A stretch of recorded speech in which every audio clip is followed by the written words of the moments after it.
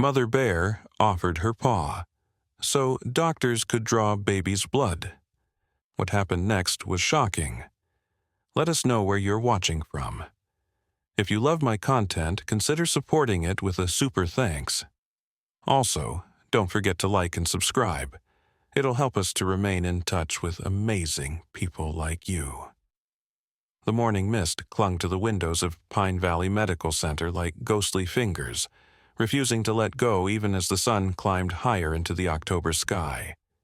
Inside the pediatric ward, Dr. Zara Whitfield pressed her stethoscope against the tiny chest of 3-month-old Emma Chen, listening to the irregular heartbeat that had been puzzling her team for the past 48 hours. Emma's mother, Lily Chen, sat hunched in the uncomfortable hospital chair, her eyes red and swollen from crying. She hadn't slept properly since bringing Emma to the emergency room 2 days ago, when the baby had suddenly turned pale and stopped feeding. Her husband, David Chen, paced near the window, his phone buzzing with missed calls from his workplace that he couldn't bring himself to answer. The blood work came back inconclusive again, Dr. Whitfield said softly, removing her stethoscope. Emma's white blood cell count is fluctuating in ways we've never seen before. We need to run more specific tests, but her veins are so small and fragile that we're having difficulty drawing enough blood samples. Lily's hands trembled as she reached for Emma's tiny fingers. She's getting weaker, isn't she? I can see it in her eyes. They're not as bright as they used to be. David stopped pacing and turned toward his wife. There has to be something you can do, some other way to figure out what's wrong with our baby. Dr. Whitfield exchanged a glance with Nurse Marcus Rivera, who had been assisting with Emma's care since her arrival. Marcus was known throughout the hospital for his gentle touch with pediatric patients, but even he had struggled to find suitable veins for blood draws on Emma's delicate arms. We're going to try one more time, Dr. Whitfield decided. Marcus, can you prepare the smallest gauge needle we have, and get Dr. Keller from Pediatric Surgery on standby in case we need to consider a central line. As Marcus prepared the equipment, a strange sound drifted through the slightly open window. It was a low, rumbling growl that seemed to vibrate through the walls of the hospital room. All 4 adults froze, their attention drawn to the unusual noise. "What was that?" Lily whispered, instinctively pulling Emma closer to her chest. David moved toward the window and carefully pulled back the curtain. His eyes widened as he took in the sight before him. "There's a bear outside," he said in disbelief. "A massive brown bear, and she has a cub with her." Dr. Whitfield frowned. "That's impossible. We're in the middle of town, and bears don't usually come this close to populated areas, especially not with young cubs." But David wasn't mistaken. Below, in the hospital's small garden area, a large female brown bear stood perfectly still, her dark eyes fixed on the pediatric ward windows. Her cub, no bigger than a small dog, stayed close to her side, occasionally nuzzling against her thick fur. Marcus joined David at the window, his medical equipment temporarily forgotten. "I've lived in Pine Valley my whole life," he said quietly. "I've never seen anything like this. She's not moving, not foraging, not doing any of the things bears normally do. She's just watching." The mother bear's behavior was indeed strange. She stood with an almost human-like posture, her massive head tilted slightly upward toward the hospital window. Her breathing was visible in the cool morning air, creating small puffs of vapor that dissipated quickly. Emma suddenly let out a weak cry, the sound cutting through the tension in the room. The moment the baby's voice reached the air, something extraordinary happened. The mother bear below raised her right paw and placed it gently against the trunk of the oak tree that grew just outside the pediatric ward. "Did you see that?" Lily gasped. She moved when Emma cried. Dr. Whitfield was a woman of science, trained to look for logical explanations for everything she encountered, but what she was witnessing challenged every rational thought in her mind. "Animals can be sensitive to distress calls," she said, though her voice lacked conviction. "But this behavior is highly unusual." The bear cub began to make soft whimpering sounds, eerily similar to Emma's weak cries. The mother bear responded by lowering her massive head and gently licking her offspring's face, a gesture so tender and protective that it brought fresh tears to Lily's eyes. "She's comforting her baby the same way I want to comfort mine," Lily said, her voice breaking. "Look at how gentle she is." Marcus had been watching the scene with growing amazement. "There's something else," he said. "Look at her paw position on that tree. It's almost like she's offering something." The mother bear's paw remained pressed against the oak's bark, but her posture suggested intention rather than casual contact. Her other 3 paws were firmly planted on the ground, giving her stability, while the raised paw seemed to be deliberately positioned. Dr. Whitfield tried to refocus on her patient. "We need to get this blood draw done," she said, though her eyes kept drifting back to the window. "Emma's condition isn't going to improve while we're distracted by wildlife." But as she approached Emma with the needle, the baby's cries intensified. The sound seemed to trigger an immediate response from the mother bear outside. The large animal took a step closer to the hospital building, her paw now reaching higher up the tree trunk. "She's responding to Emma's distress," David observed. "Every time Emma cries, that bear reacts." Lily looked between her suffering daughter and the mysterious bear outside. What if it means something? What if she's trying to help somehow? Dr. Whitfield paused, needle in hand. She had dedicated her life to saving children, and in her 15 years of practice, she had learned to trust her instincts as much as her medical training. Something about this situation felt significant, though she couldn't explain why.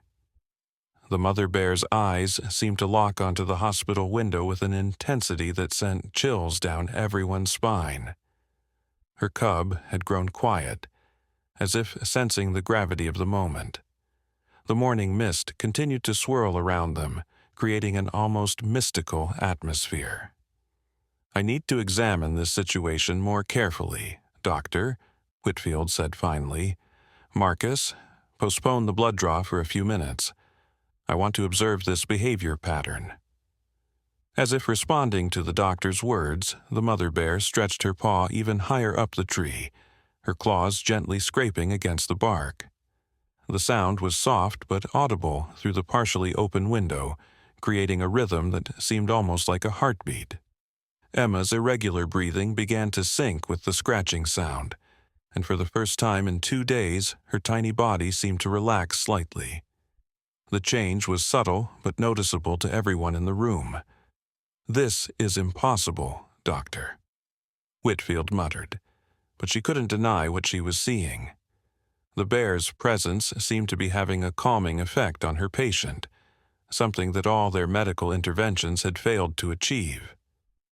Marcus suddenly grabbed Dr. Whitfield's arm. "Doctor, look at Emma's monitor. Her heart rate is stabilizing." Dr. Whitfield's eyes shot to the cardiac monitor beside Emma's bed. The erratic beeping that had been driving everyone to distraction for the past 2 days was indeed becoming more regular. The numbers on the screen showed Emma's heart rate dropping from the dangerous 180 beats per minute to a more normal 140. "That's not medically possible," she whispered. "Nothing we've done has been able to regulate her heart rhythm." Lily noticed the change too. "She's not crying as much. Look, her little fists aren't clenched anymore." Emma's tiny hands, which had been balled into tight fists since her arrival at the hospital, were slowly beginning to relax. Her breathing, while still shallow, seemed less labored than before. Outside, the mother bear had begun to move in a slow, deliberate circle around the oak tree. Her cub followed closely, mimicking her movements.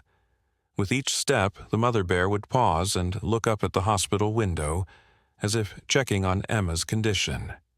"She's performing some kind of ritual," David said in amazement. "Look at how precise her movements are. This isn't random animal behavior." Dr. Whitfield had seen many strange things in her medical career, but nothing had prepared her for this. She pulled out her phone and began recording the bear's movements. "If this is having a therapeutic effect on Emma, I need to document it. The medical board will never believe this without evidence." As she filmed, something even more extraordinary happened. The mother bear stopped her circling and approached the hospital building directly. She reared up on her hind legs, bringing her massive form to nearly 8 feet in height, and placed both front paws against the brick wall of the building. The vibration from her weight could be felt inside the hospital room. Emma's monitor showed another change.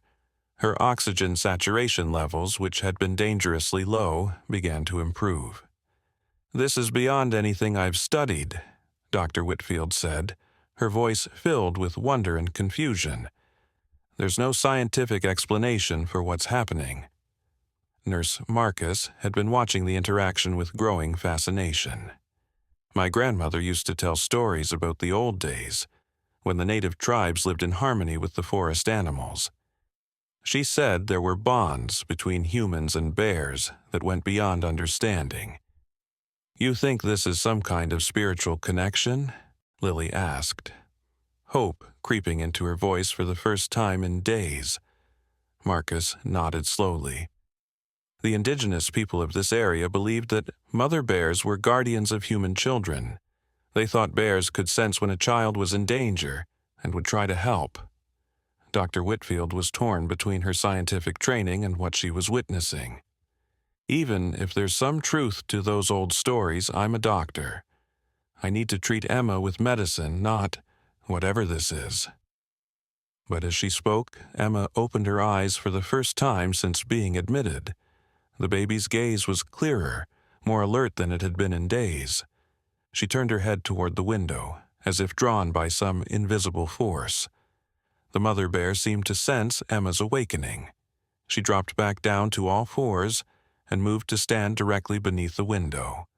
Her cub climbed onto her back, and together they presented a picture of perfect maternal protection. "She knows Emma is looking at her," Lily said in wonder. "Look at how still she's being. She doesn't want to frighten the baby." David moved closer to his wife and daughter. "What if Marcus is right? What if this bear is trying to help Emma somehow?" Dr. Whitfield struggled with the implications. "I can't base medical decisions on folklore and coincidence. Emma needs proper treatment."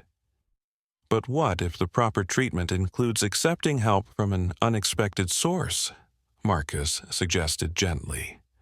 "Traditional medicine and modern medicine don't have to be enemies." The mother bear began to make soft, low sounds, not quite growls, but deep, rumbling communications that seemed to vibrate through the ground and up into the hospital room. Emma responded by making her own soft sounds, the first vocalizations she had made that weren't cries of distress. "They're communicating," Lily said, tears streaming down her face. "My baby is talking to that bear." Dr. Whitfield watched in amazement as Emma's vital signs continued to improve. Her heart rate was now in the normal range. Her breathing was deeper and more regular, and her color was returning to a healthy pink.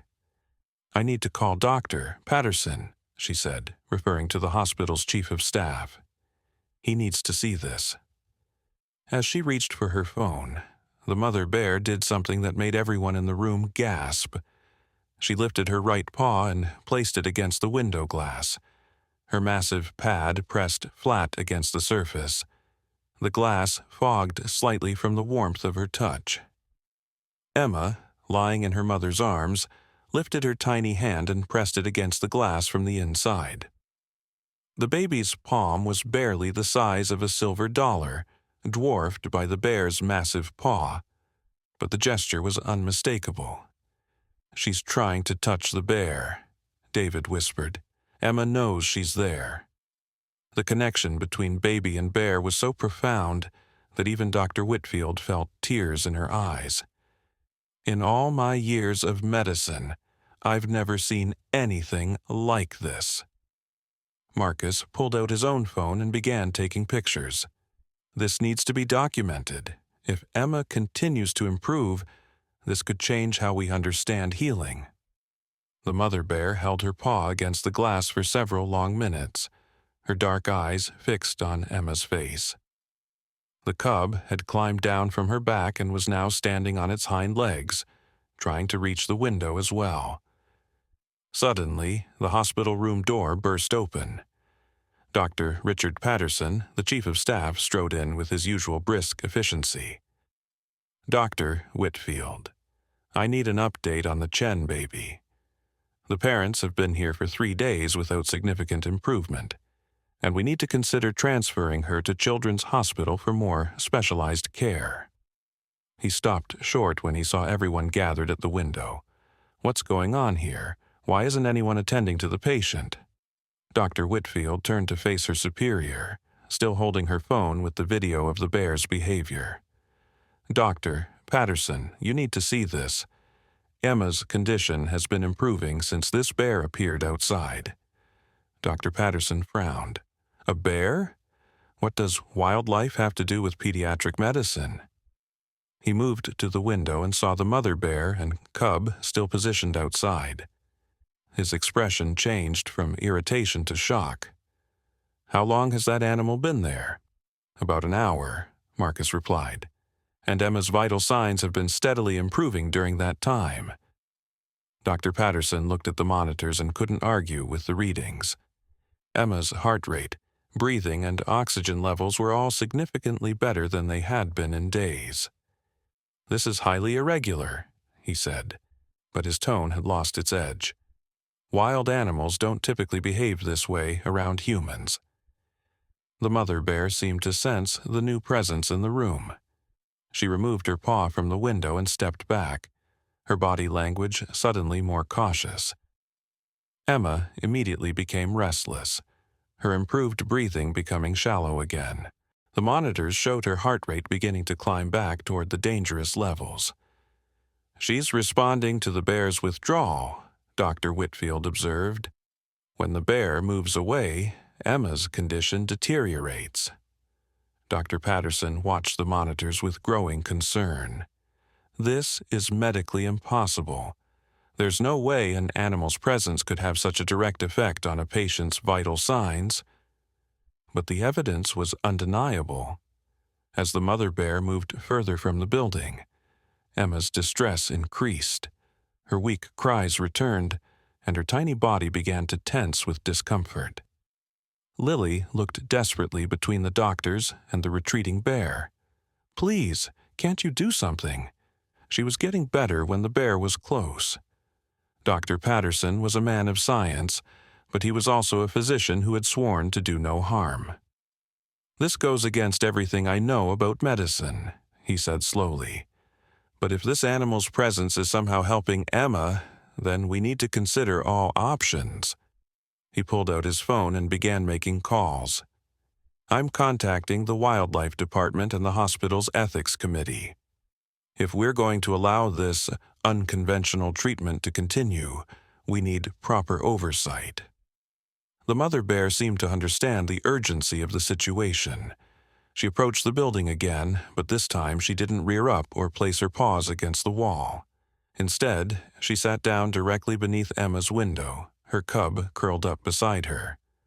From this position she began to make soft, rhythmic sounds, a kind of low humming that seemed to resonate through the building's structure.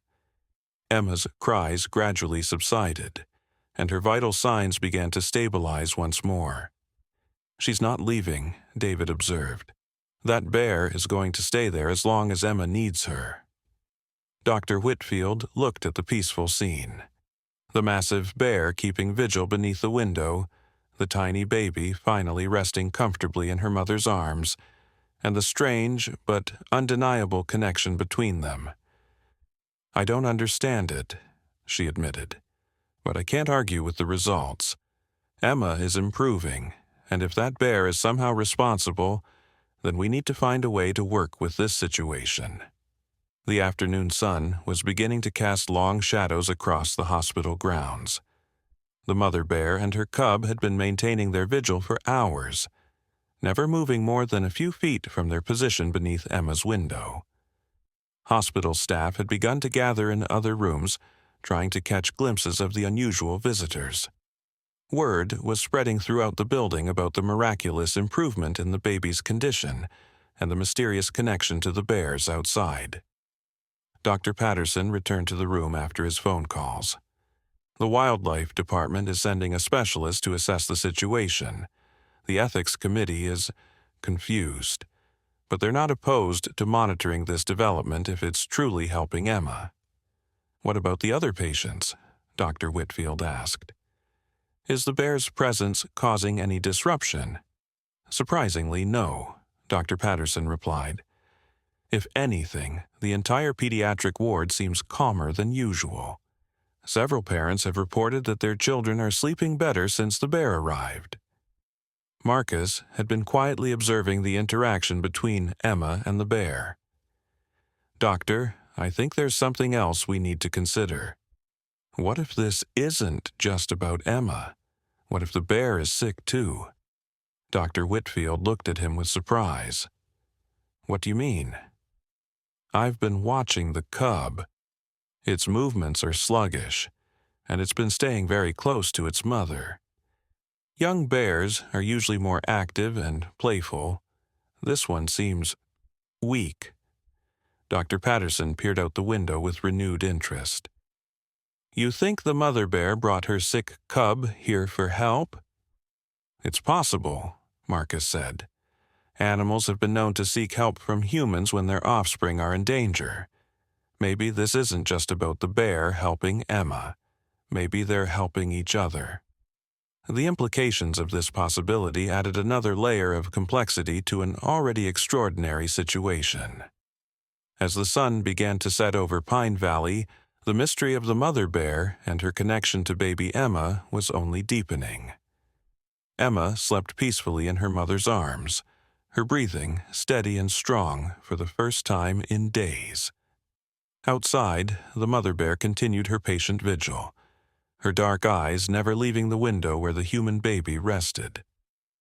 The stage was set for revelations that would challenge everything the medical staff thought they knew about healing, connection, and the mysterious bonds that could exist between species in times of desperate need. As darkness began to fall over Pine Valley Medical Center, the mother bear's behavior took another unexpected turn. She stood up from her sitting position and began to pace in a perfect figure-8 pattern around the oak tree in a nearby bench.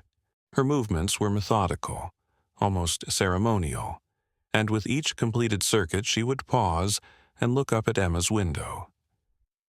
"She's doing something different," Lily observed, shifting Emma to get a better view. "Look at how precise those movements are." Dr. Whitfield had been monitoring Emma's vitals continuously, and she noticed that with each circuit the bear completed, Emma's heart rate became more regular.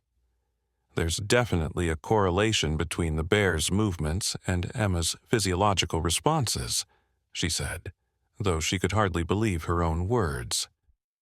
Marcus had been researching on his tablet, trying to find any scientific literature that might explain what they were witnessing. "I found something interesting," he said, looking up from his screen. "There's a study from the University of Alaska about the electromagnetic fields generated by large mammals. Bears, specifically, have been shown to produce low-frequency vibrations that can travel through the ground." "You think the bear is somehow transmitting healing vibrations to Emma?" Dr. Patterson asked, his skepticism evident but wavering. "It sounds crazy, but look at the evidence," Marcus replied. "Emma's improvement coincides exactly with the bear's presence and movements. Maybe there's a biological mechanism we don't understand yet.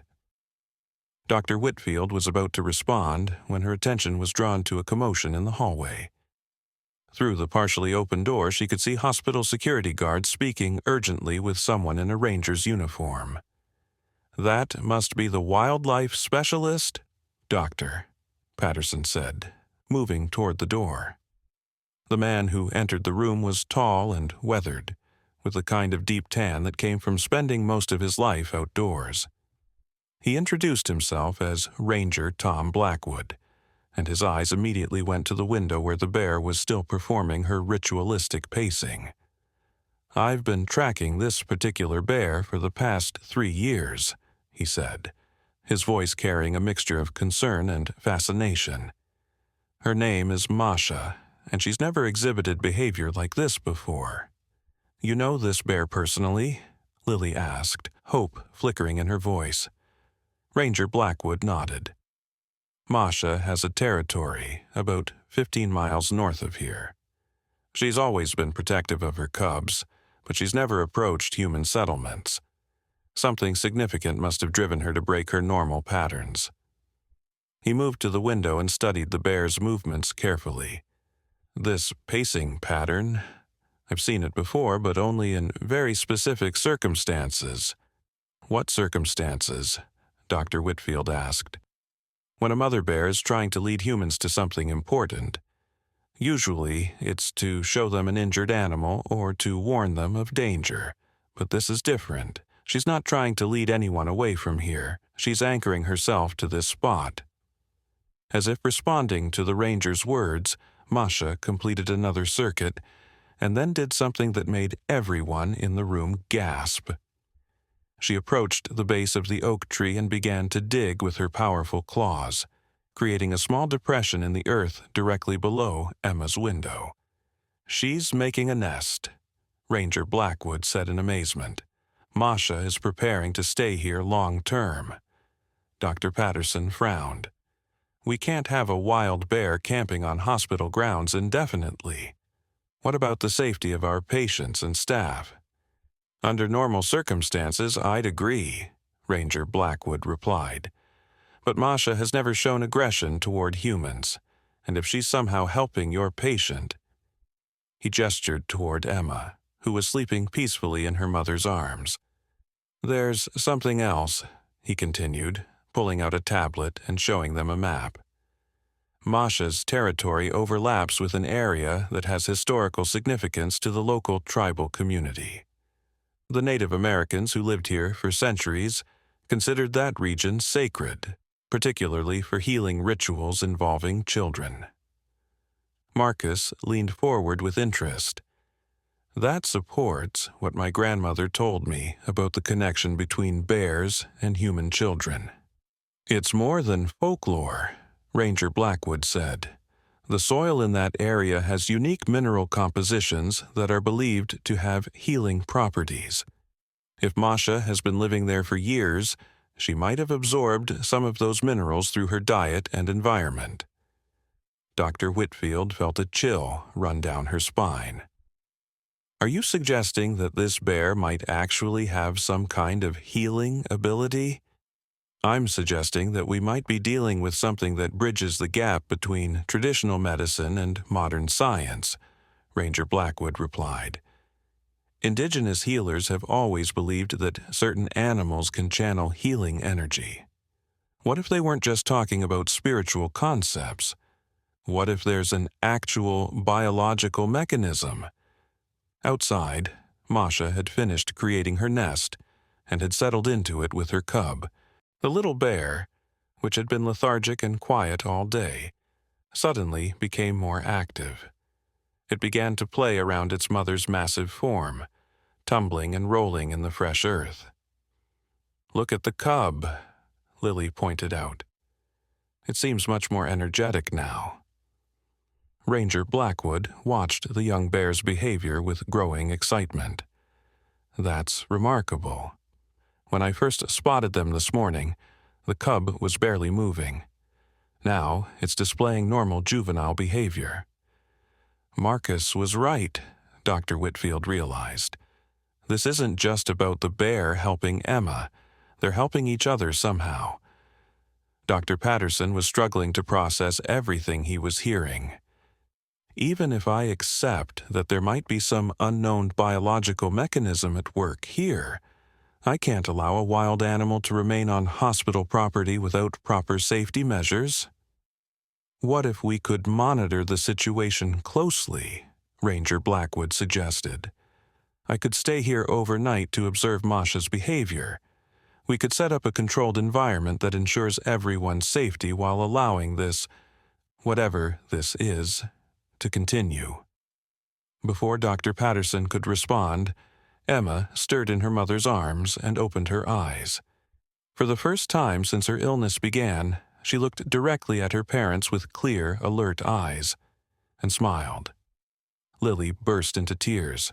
She's smiling. She hasn't smiled in days. David knelt beside his wife and daughter, his own eyes filling with tears. Emma, sweetheart, you're feeling better, aren't you? Emma made soft cooing sounds and reached her tiny hand toward the window. Outside, Masha seemed to sense the baby's awakening and lifted her massive head to look directly at the window. The connection is undeniable, Dr. Whitfield said, her voice filled with wonder. I've never seen a patient respond to treatment this dramatically, and we haven't even given Emma any new medications. Marcus had been quietly taking notes throughout the conversation. What if we're witnessing something that could revolutionize medicine? What if this connection between humans and animals could be studied and potentially replicated? You're talking about a completely new field of medical research, Dr. Patterson said, but his tone had shifted from skepticism to curiosity. Traditional Chinese medicine has always recognized the connection between humans and animals, Dr. Whitfield pointed out. Maybe Western medicine has been too quick to dismiss these concepts. Ranger Blackwood was monitoring Masha's behavior carefully.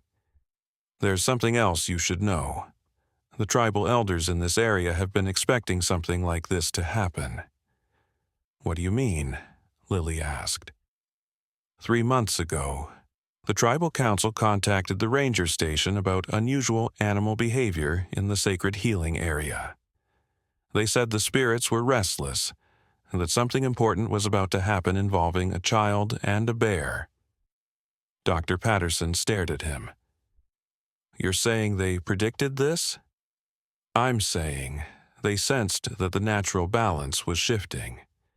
Indigenous communities have always been more attuned to these kinds of environmental and spiritual changes. Emma's monitor showed that her vital signs were now completely normal for a baby her age. Her heart rate was steady, her breathing was deep and regular, and her oxygen saturation was perfect. From a medical standpoint, Emma appears to be fully recovered, Dr. Whitfield announced. I've never seen anything like it. But we still don't know what was wrong with her in the first place, Dr. Patterson pointed out. Without a diagnosis, how can we be sure she won't relapse? That's exactly why we need to understand this connection with Masha, Marcus said. If the bear's presence is what's keeping Emma healthy, we need to figure out how and why. Ranger Blackwood's radio crackled to life. Tom, this is Base. We've got reports of unusual animal behavior throughout the region. Multiple bears, wolves, and even smaller animals are moving toward the Pine Valley area. He keyed the radio. Can you be more specific about the movements? It's like they're being drawn to something. All the migration patterns are converging on your location. Everyone in the room exchanged worried glances. Dr. Patterson moved to the window and looked out at the darkening landscape. If more wild animals are coming here, we need to evacuate the hospital. Wait, Ranger Blackwood said, holding up his hand. Let me think about this. In indigenous lore, when animals gather in unusual numbers, it's often a sign of something significant happening. Not necessarily dangerous, but important. Important how? Dr. Whitfield asked. Sometimes it's a natural disaster, but other times it's a healing event. The animals are drawn to witness or participate in something that affects the balance of nature. Lily looked down at Emma, who was now playing with her tiny fingers and making happy baby sounds. What if Emma's illness wasn't just a medical condition? What if it was connected to something larger? Marcus nodded thoughtfully. Indigenous healing practices often focus on restoring balance not just to the individual, but to the community and environment as well. You think Emma's recovery is part of some larger healing process? Dr. Patterson asked. I think we're about to find out, Ranger Blackwood said, pointing toward the window. In the distance, they could see moving shapes emerging from the tree line. More bears, but also deer, wolves, and smaller animals were slowly making their way toward the hospital grounds. They moved not with the urgency of flight, but with the deliberate purpose of pilgrimage. This is unprecedented, Dr. Whitfield breathed. I need to contact the CDC and the veterinary college. If we're dealing with some kind of unknown biological phenomenon, it needs to be studied. And I need to contact the tribal council, Ranger Blackwood added. They might have insights that could help us understand what's happening. As the night deepened around Pine Valley Medical Center, the gathering of animals continued. But rather than creating chaos or danger, their presence seemed to bring a sense of peace and purpose to the hospital grounds. Emma slept peacefully in her mother's arms, her breathing steady and strong. Outside, Masha maintained her vigil, her cub now playing contentedly in the nest she had created. And in the distance, the mysterious assembly of forest creatures continued their quiet approach, drawn by forces that defied conventional understanding. The night was far from over, and the most extraordinary revelations were yet to come.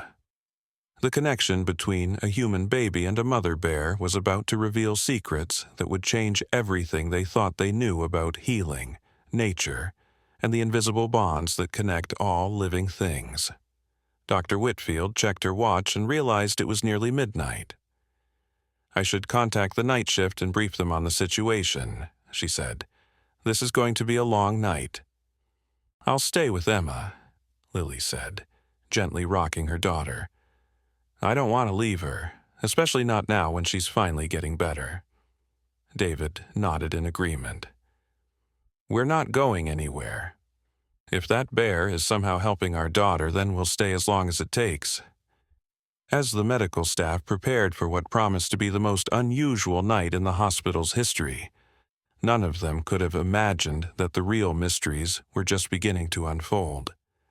The connection between Emma and Masha was only the first thread in a tapestry of secrets that would soon reveal the true nature of healing, love, and the ancient bonds between humans and the natural world. At 12:47 a.m., Dr. Whitfield was making her rounds when she noticed something that made her stop dead in her tracks. The entire pediatric ward had fallen into an unusual silence. Not the sterile quiet of a typical hospital night, but something deeper, more peaceful. She moved from room to room, checking on her young patients, and discovered that every single child was sleeping more soundly than they had in weeks. Marcus, she called softly to the night nurse, have you given any of the children additional sleep medication tonight? Marcus shook his head, looking equally puzzled. Nothing out of the ordinary, but you're right. They're all sleeping like angels. Even Tommy Rodriguez, who usually wakes up crying every 2 hours. Tommy was a 6-year-old boy recovering from emergency appendectomy who had been having nightmares since his surgery. His room was down the hall from Emma's, and when Dr. Whitfield peered in, she found him sleeping peacefully, a small smile on his face. This can't be a coincidence, she murmured. Whatever's happening with the bears is affecting the entire ward. She returned to Emma's room to find Lily still awake, gently stroking her daughter's hair. David had dozed off in the chair beside the bed, finally succumbing to exhaustion after 3 days of worry. "How is she?" Dr. Whitfield asked quietly. "Perfect," Lily whispered. "Better than she's been since she was born. It's like whatever was wrong with her has just vanished." Outside the window, Masha remained in her nest, but she was no longer alone. 3 other bears had arrived and positioned themselves at respectful distances around the oak tree. They sat quietly, their dark forms barely visible in the shadows, but their presence was undeniable. Ranger Blackwood had set up a temporary observation post in the hospital's administrative office, monitoring the animal gathering through night vision equipment. His radio crackled as reports continued to come in from other ranger stations. "Tom, we've got wolves about 2 miles east of your location, moving in a pack but showing no aggressive behavior. They're just traveling toward the hospital. And there's a family of deer bedded down in the hospital parking lot," came another report. "They're not running when people approach. It's like they're supposed to be there." Dr. Whitfield joined Ranger Blackwood in the observation room. "This is beyond anything we could have anticipated," she said, looking at his monitors. "How many animals are we talking about?" "At last count, 47 large mammals and countless smaller ones. Squirrels, rabbits, even a family of raccoons. They're all converging on this area, but they're not exhibiting any of the behaviors we'd expect from wild animals in distress." "What behaviors would those be?" "Panic, aggression, territoriality. Instead, they're calm, almost reverent. It's like they're attending some kind of ceremony." Dr. Whitfield felt a chill run down her spine. A ceremony for what? Before Ranger Blackwood could answer, his satellite phone rang. The caller ID showed it was Joseph Crowfeather, chairman of the local tribal council. "Tom, I need to come to the hospital immediately." The elderly man's voice was urgent, but not panicked. "The elders have been in council all night, and we've reached a decision about what's happening there." "What kind of decision?" Ranger Blackwood asked. "We know why the animals are gathering, and we know what the child's role is in all of this. But I need to see the baby and the mother bear with my own eyes before I can explain." Dr. Whitfield leaned closer to the phone. "This is Dr. Whitfield, the attending physician. If you have information that could help us understand what's happening to our patient, we need to hear it. Doctor, what you're witnessing is something our people have been preparing for generations. The child is not just recovering from an illness. She's fulfilling a prophecy that was spoken over this land more than 2 centuries ago." The line went quiet for a moment, then Joseph continued. "I'll be there within the hour. And doctor, don't let anyone try to separate the bear from the child. Their connection is more important than you realize." After he hung up, Dr. Whitfield and Ranger Blackwood sat in stunned silence. Finally, the ranger spoke. "Joseph Crowfeather is one of the most respected spiritual leaders in this region. If he says there's a prophecy involved, we need to take it seriously. A prophecy about Emma specifically. Probably not about Emma by name, but about a child like her. Indigenous prophecies often speak in terms of roles and purposes rather than specific individuals." Dr. Whitfield was struggling to reconcile her scientific training with the increasingly mystical nature of the situation. "Even if I accept that there might be some kind of spiritual element at work here, I still need to understand the medical implications. Emma's recovery is real and measurable, but I can't explain it to other doctors by talking about prophecies and bear magic. Maybe the two aren't mutually exclusive," Ranger Blackwood suggested. "Maybe what we call magic is just science we don't understand yet." Back in Emma's room, something new was developing. Lily had been watching Masha through the window when she noticed that the bear's breathing had synchronized with Emma's. Both mother and baby were breathing at exactly the same rate, their chest movements rising and falling in perfect harmony. "David," she whispered, gently shaking her husband awake. "Look at this." David rubbed his eyes and focused on the scene outside. Are they breathing together? It's been going on for about 10 minutes now. Every breath Emma takes, that bear takes at the exact same time. Marcus had been monitoring Emma's vitals from the nursing station when he noticed something on the cardiac monitor that made him hurry into the room. "Lily, David, look at Emma's heart rate display." The monitor showed Emma's heart rhythm as a steady green line with regular peaks and valleys. But overlaid on that pattern was a secondary rhythm in blue that Marcus had never seen before. "What's the blue line?" David asked. "I don't know," Marcus admitted. "The monitor's picking up a second heartbeat signal, but it's not coming from Emma. It's stronger, slower, and it's somehow syncing with hers." Dr. Whitfield arrived just in time to hear Marcus's explanation. She studied the monitor with growing amazement. "The machine is detecting Masha's heartbeat through the building structure and displaying it alongside Emma's." "Is that possible?" Lily asked. "It shouldn't be, but apparently it is. And look at how they're synchronizing. Emma's rapid infant heartbeat is actually adjusting to match the bear's slower rhythm." The synchronization was indeed remarkable. Emma's heart rate, which should have been around 120 beats per minute for a baby her age, had slowed to match Masha's much slower bear heartbeat of about 60 beats per minute.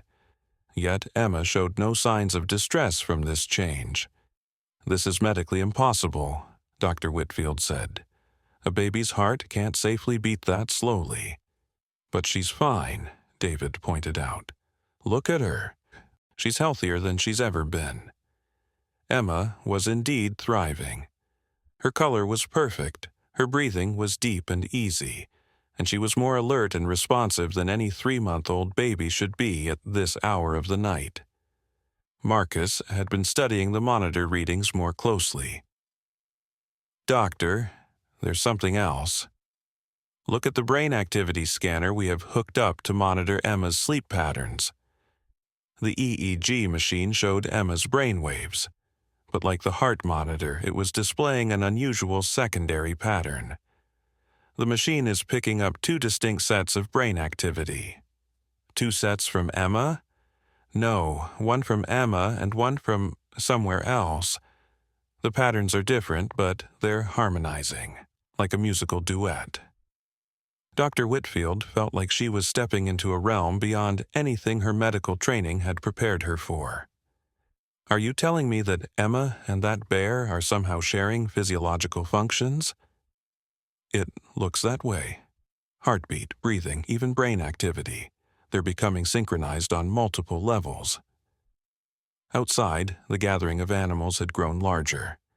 The 4 bears had been joined by a pack of 6 wolves who lay in a protective circle around the outer perimeter. Deer grazed peacefully in the hospital parking lot, while smaller animals filled the trees and bushes surrounding the building. Ranger Blackwood's radio buzzed with constant updates. "Tom, this is incredible.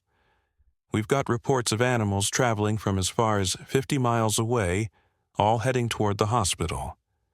And get this, they're traveling in family groups, not as individuals. Family groups, entire packs, herds, flocks.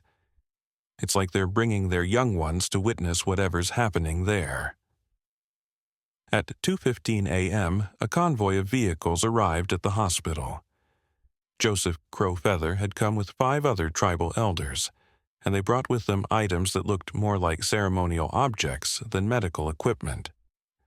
Dr. Patterson, who had been awakened by the security team, met the group at the hospital entrance. "Mr. Crow Feather, I'm not sure this is the appropriate time for a visit." The elderly tribal leader smiled gently. "Doctor, with respect, this is exactly the right time. What's happening in your hospital tonight has been foretold for over 200 years. The spirits have been preparing for this moment, and so have our people." I'm sorry, but I can't allow religious ceremonies in a medical facility. This isn't about religion, doctor. It's about understanding. Your medical science and our traditional knowledge are looking at the same phenomenon from different angles. Perhaps it's time to combine our perspectives. Joseph gestured toward the animals gathered around the hospital. Do you think this is random? Do you think one sick baby coincidentally drew dozens of wild animals from across the region? Dr. Patterson had to admit that the gathering was unprecedented and inexplicable by conventional standards. What exactly are you proposing? Let us observe the child and the mother bear.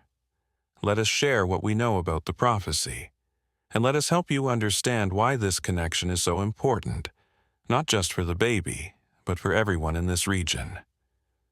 Dr. Whitfield approached the group. I'm the attending physician for the baby in question. If you have knowledge that could help us understand what's happening medically, I'm willing to listen. Joseph studied her face carefully. You've been trained to trust only what you can measure and prove, haven't you, doctor? That's the foundation of medical science, yes. And tonight your measurements and proofs are telling you things that your training says are impossible. Dr. Whitfield nodded reluctantly. The physiological synchronization between the baby and the bear defies everything I know about biology. What if I told you that what you're measuring is the physical manifestation of something much larger, something that your ancestors understood but your modern world has forgotten? Elder Mary Thunderheart, a woman in her 70s with eyes that seemed to hold centuries of wisdom, stepped forward. Doctor, may we see the child? The family is with her now. I'd need their permission. Then let's ask them, Joseph said simply. As they made their way to the pediatric ward, Dr. Whitfield couldn't help but notice that the presence of the tribal elders seemed to have a calming effect on the entire hospital. Staff members who had been nervous about the animal gathering suddenly seemed more at ease. In Emma's room, Lily and David were amazed to see the visitors. Joseph introduced himself and the other elders, explaining that they had come to witness what they believed was a fulfillment of ancient prophecy. What kind of prophecy? Lily asked, instinctively protective of her daughter. Elder Mary moved closer to the window, where Masha was still maintaining her vigil. 2 centuries ago, when our people were forced from these lands, our greatest medicine woman spoke of a time when a human child and a bear mother would form a bond that would heal not just themselves, but the whole region. Heal the region from what? David asked. From the spiritual wound created when the natural balance was broken, Joseph explained. When our people were removed, the connection between humans and nature was severed. The land has been waiting for someone who could restore that bond. Elder Robert Standing Bear, a quiet man who had been studying Emma carefully, spoke for the first time. This child carries the spirit of healing in her blood. That's why she became sick. The land was calling to her, asking her to fulfill her purpose. And the bear? Dr. Whitfield asked. Masha is the guardian, the protector, the one who was chosen to help the child understand her role, Mary replied. Bears have always been the bridge between the human world and the spirit world. Marcus had been listening with growing fascination. That's why all the other animals are gathering. They're witnessing the restoration of the natural balance. Joseph nodded approvingly. You understand. This is not just about one sick baby and one concerned bear. This is about healing a wound that has festered in this land for generations. Emma, as if sensing the importance of the conversation, opened her eyes and looked directly at Joseph. The elderly man gasped and took a step closer to her crib. She sees, he whispered. Look at her eyes. She sees beyond the physical world. Emma's eyes did seem unusually bright and aware for such a young baby. As the tribal elders gathered around her crib, she reached out her tiny hands toward them, making soft cooing sounds. She's trying to communicate, Lily realized. She's never been this responsive before. Outside, Masha seemed to sense the presence of the tribal elders. She stood up from her nest and approached the window, pressing her massive face against the glass. Her eyes met Joseph's through the window, and something passed between them that made the old man nod with understanding. "The connection is complete," he said softly. "The child has accepted her role, and the guardian has accepted hers.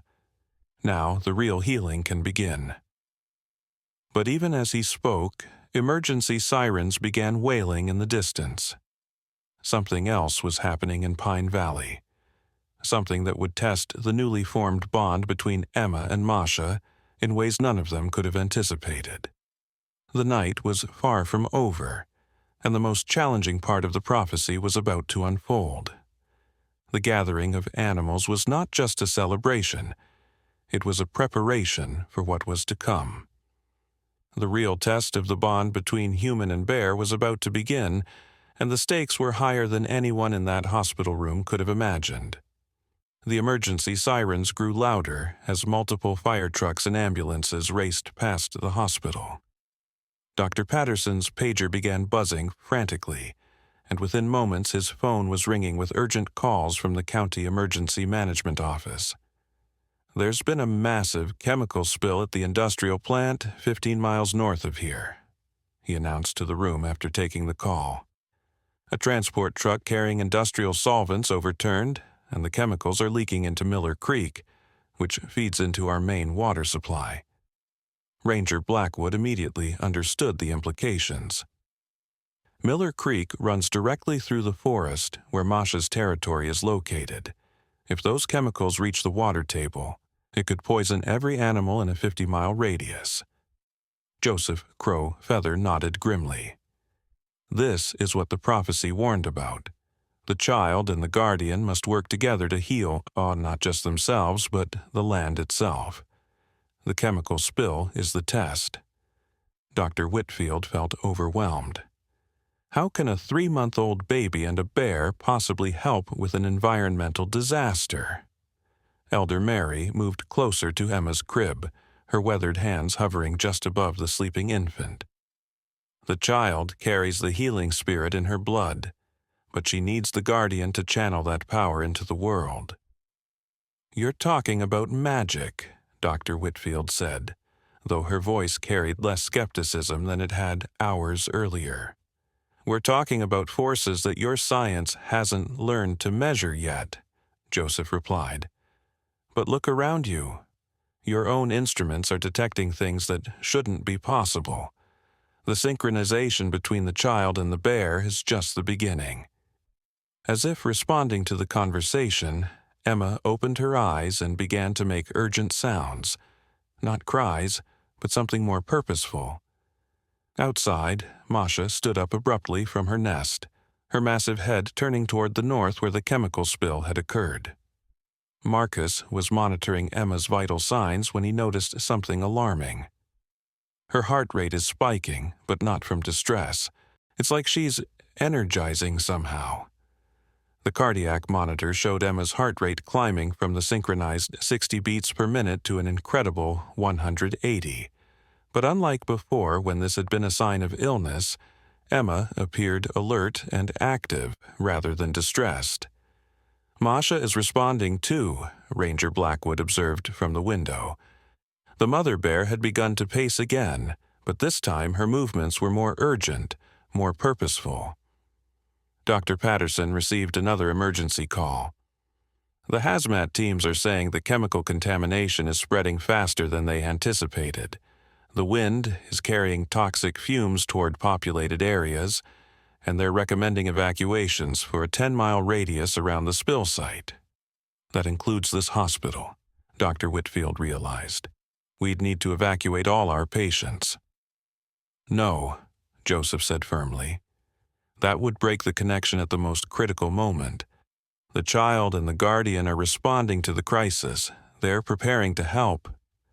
Lily looked terrified. Help? How? She's just a baby. Elder Robert had been quietly observing Emma throughout the conversation. Mrs. Chen, your daughter is not just anything. She's a conduit for healing energy that has been building in this land for 2 centuries, but she can't access that power alone. Outside, something extraordinary was happening.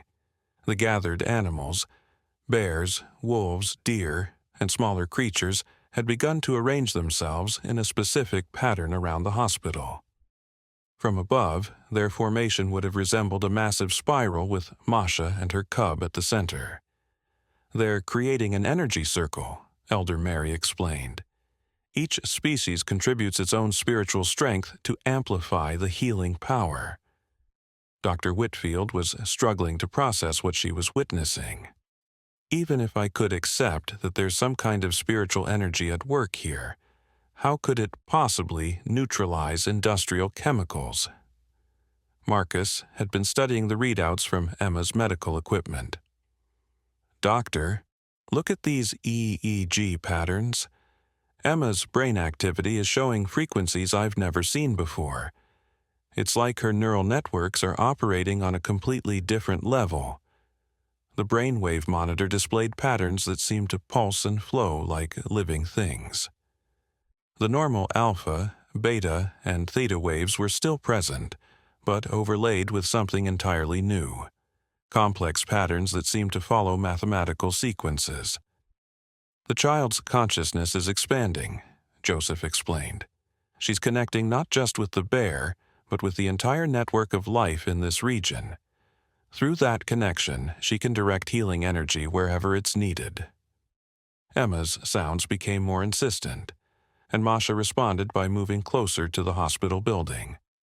The bear placed both front paws against the brick wall and began to make deep, resonant vocalizations that seemed to vibrate through the entire structure. The building is conducting the sound waves, Ranger Blackwood observed. I can feel it in the floor. Dr. Whitfield suddenly noticed something on Emma's blood oxygen monitor. Her oxygen saturation is reading over 100%. That's medically impossible. Human blood can't carry more than 100% oxygen saturation. Unless she's processing oxygen differently, Marcus suggested. What if her enhanced connection with the bear is allowing her to access oxygen more efficiently? The implications were staggering.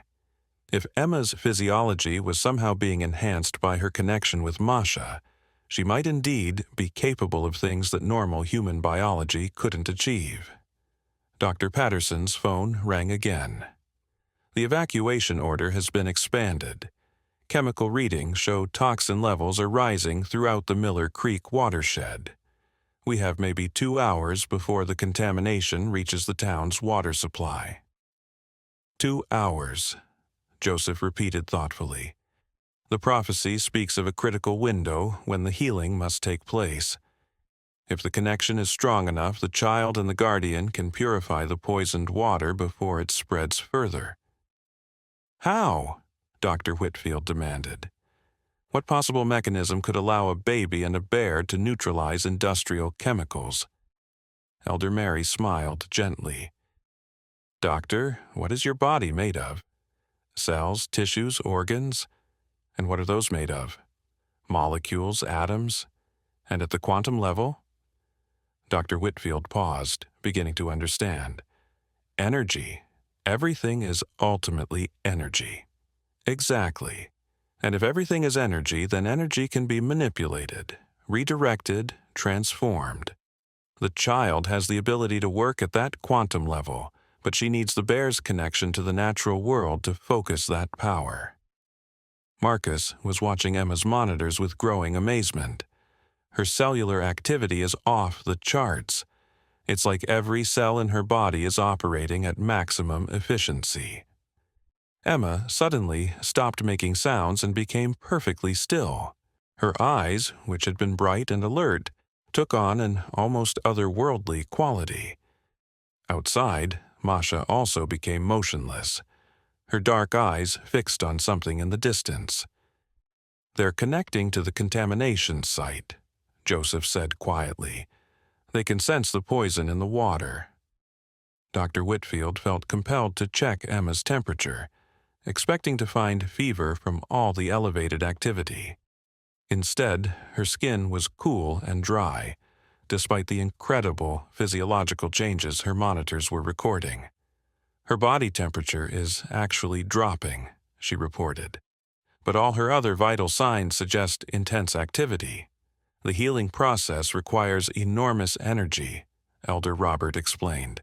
Her body is redirecting all available resources toward the spiritual work she's doing. Ranger Blackwood's radio crackled with an urgent transmission. Tom, we're getting reports of unusual animal behavior throughout the contamination zone. Animals that should be fleeing the toxic area are instead moving toward the creek. That doesn't make sense, Dr. Patterson said. Animals have natural instincts to avoid poison.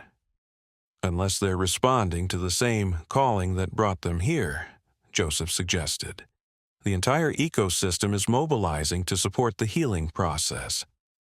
Through the window, they could see that more animals were still arriving at the hospital.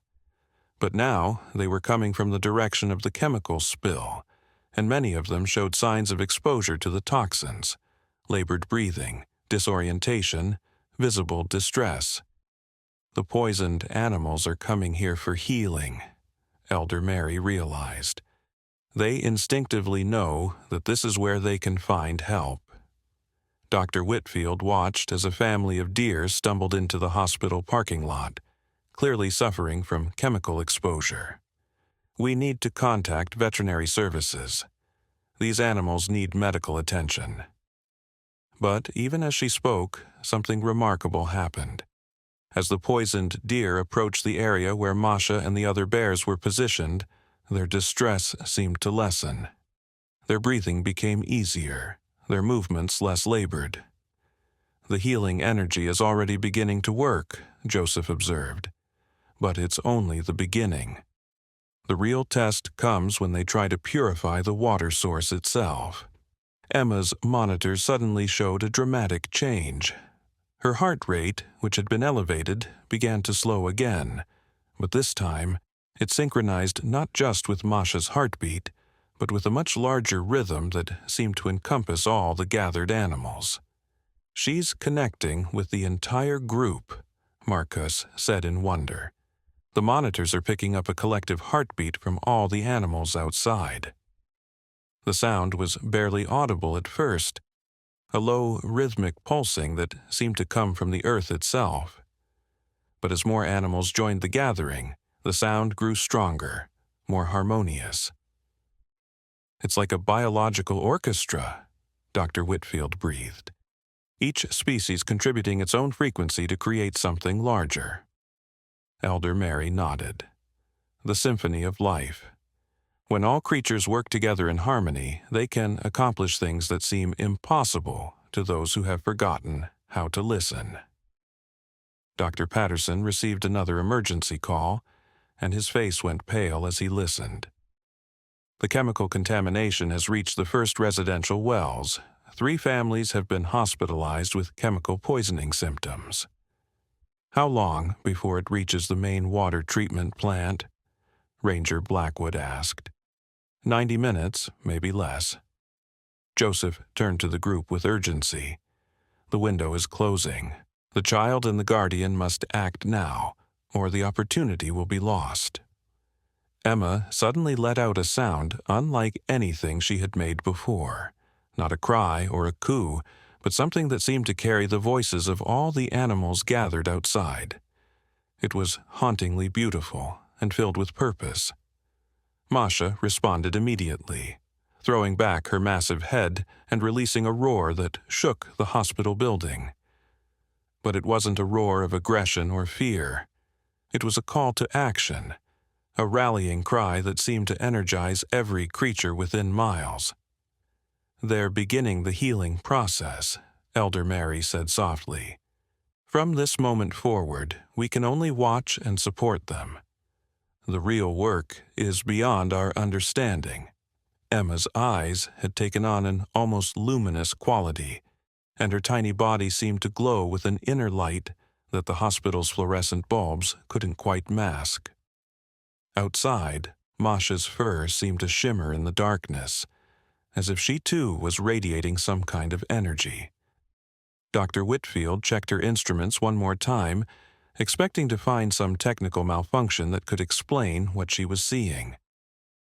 Instead, all readings confirmed that both Emma and Masha were operating at levels that defied every principle of biology she had ever learned. "The impossible is happening," she whispered, "and I'm recording every second of it."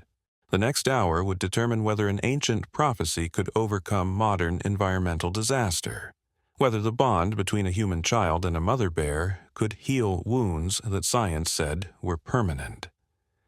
As the clock ticked toward the moment when toxic chemicals would contaminate the town's water supply, Emma and Masha prepared to attempt something that would either save thousands of lives or prove that some challenges were beyond even the most extraordinary connections. The gathered animals seemed to sense the critical nature of the moment. Their various sounds, growls, howls, chirps, and calls, began to blend into a single, unified frequency that resonated through the hospital and beyond, carrying the hope and desperate determination of every living thing in the region. The real test was about to begin, and everyone in that hospital room knew they were witnessing something that would change their understanding of what was possible when love, desperation, and ancient wisdom combined in the face of overwhelming danger. At exactly 3:33 a.m., Emma's body became perfectly still. Her breathing slowed to an almost imperceptible rate, and her heart monitor showed a rhythm so steady it looked like a flat line with gentle waves. But her eyes remained open, staring at the ceiling with an intensity that made everyone in the room hold their breath. Outside, Masha reared up on her hind legs and placed both massive paws against the hospital wall. The other bears joined her, creating a living wall of fur and muscle pressed against the building. The wolves, deer, and smaller animals formed concentric circles around them, each species adding their voice to the growing symphony of sound. "It's beginning," Joseph whispered. Dr. Whitfield watched in amazement as Emma's monitors began displaying readings that shouldn't have been possible. Her brain activity showed patterns that looked more like complex mathematical equations than neural networks. Her cellular oxygen consumption dropped to nearly zero, as if her body had entered some kind of suspended animation. "She's redirecting all her life energy," Elder Mary explained softly. "Every ounce of her being is focused on the healing." Through the window, they could see a shimmering in the air around Masha and the gathered animals. It started as barely visible heat waves, but gradually became more pronounced, like aurora borealis dancing just above ground level. Marcus grabbed Dr. Whitfield's arm. "Look at the parking lot." Where the poisoned deer had been struggling just minutes before, they now stood strong and alert. Their labored breathing had returned to normal. Their eyes were clear and bright. The healing energy radiating from the animal gathering was restoring them to perfect health. But the real miracle was happening 15 miles away at Miller Creek. Ranger Blackwood's radio crackled with reports that defied belief. "Tom, you're not going to believe this. The chemical readings at the spill site are dropping. The toxin levels are somehow decreasing on their own." "That's impossible," Dr. Patterson said. "Industrial solvents don't just neutralize themselves." Joseph smiled knowingly. "The child has found the poison. She's transforming it at the molecular level." Dr. Whitfield stared at Emma's tiny form, which seemed to be glowing brighter with each passing moment. "How can a baby possibly affect chemicals 15 miles away?" "Distance means nothing at the quantum level," Elder Robert explained. "Energy is energy, no matter where it exists. The child has learned to work with the fundamental forces that hold all matter together. Emma suddenly took a deep breath and released a sound that was part laugh, part song, part something beyond human understanding. The moment her voice filled the air, every animal outside responded in harmony. Bears roared, wolves howled, deer called, and smaller creatures added their voices to create a chorus that seemed to shake the very foundations of the earth. The sound waves traveled outward from the hospital like ripples in a pond, carrying healing energy across the landscape. Masha threw back her massive head and roared with such power that windows throughout the hospital vibrated in their frames. "The energy wave is moving toward the contamination site," Joseph said. His eyes filled with tears of wonder. 200 years of waiting, and it's finally happening. At Miller Creek, the hazmat teams monitoring the chemical spill watched their instruments in disbelief. The toxic readings weren't just dropping, they were disappearing entirely. The industrial solvents that had been poisoning the water were somehow being transformed into harmless compounds. "This is Central Command," came the radio report. "We're showing complete neutralization of all toxic materials in the affected waterway. Repeat, all toxin levels are now reading normal." Dr. Patterson grabbed the radio. "Are you certain? How is that possible?" "We don't know how it's possible, but it's happening. The water is testing completely clean. It's like the chemicals were never there."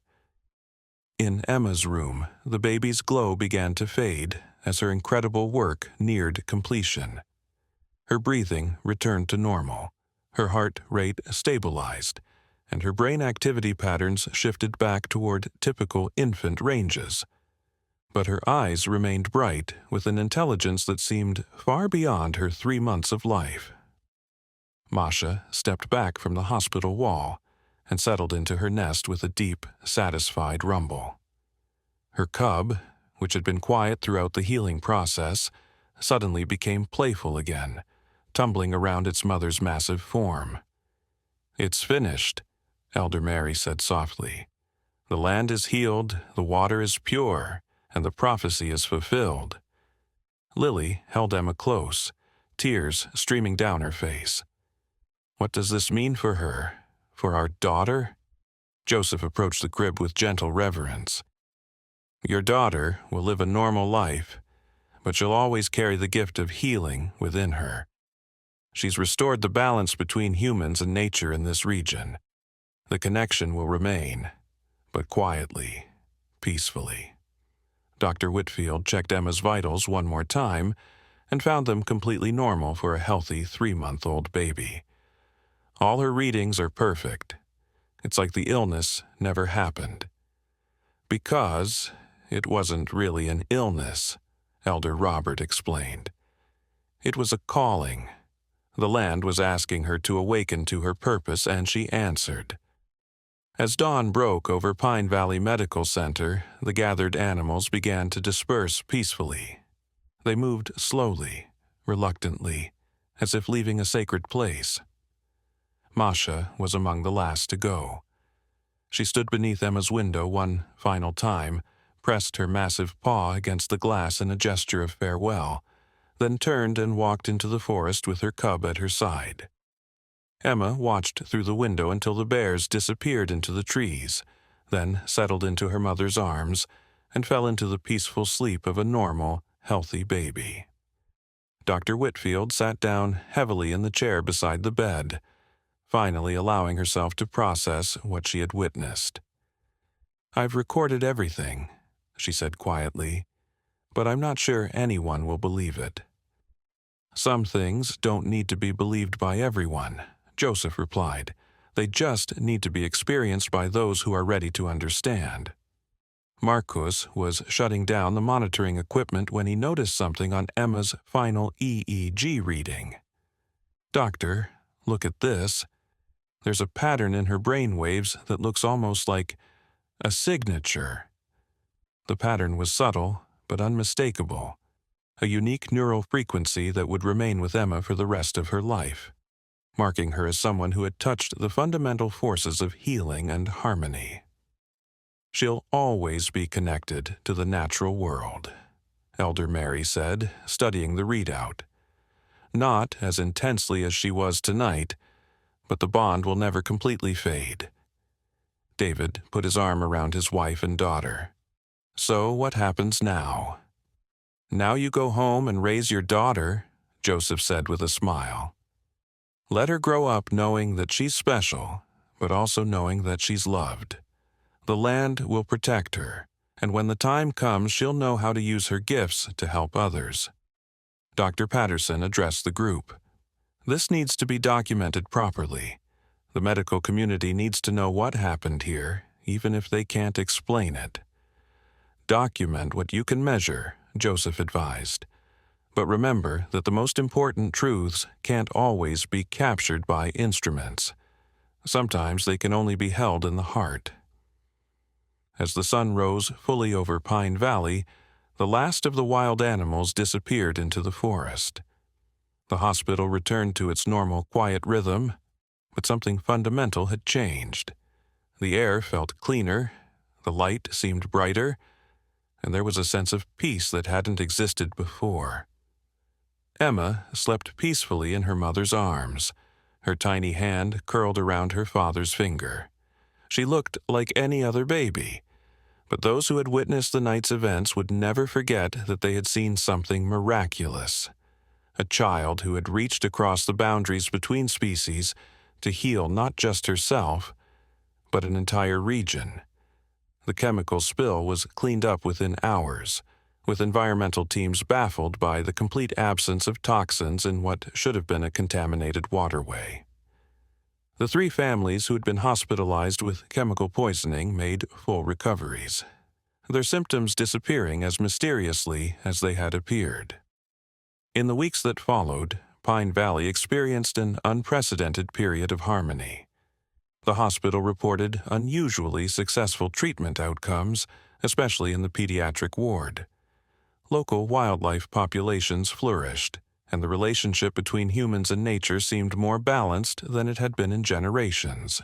Dr. Whitfield kept detailed records of everything that had happened, creating a medical case study that would challenge conventional understanding for years to come. But she also kept something more precious: the memory of a night when science and spirit worked together to achieve the impossible. Emma grew into a healthy, happy child who seemed to have an unusual affinity for animals. Birds would land on her stroller during walks. Squirrels would approach her without fear, and she always seemed to know when a pet or wild animal was hurt or in distress. Her parents nurtured this gift, teaching her to respect and protect the natural world. And sometimes, on quiet evenings when the family walked in the forest near their home, they would catch glimpses of a massive brown bear watching them from the shadows. Masha never approached, but her presence was a gentle reminder that some bonds transcend the boundaries of species, and that love, whether between mother and child, human and animal, or spirit and flesh, has the power to heal even the deepest wounds. Emma would carry the light of that miraculous night within her for the rest of her life, a beacon of hope that nature and humanity could work together to overcome any challenge. The prophecy had been fulfilled, the balance had been restored, and the healing that began with one sick baby and one devoted mother bear had spread to touch an entire region. The connection between Emma and Masha had proven that sometimes the most extraordinary solutions come from the most unexpected places, and that miracles happen when desperate love meets ancient wisdom in the darkest hour before dawn.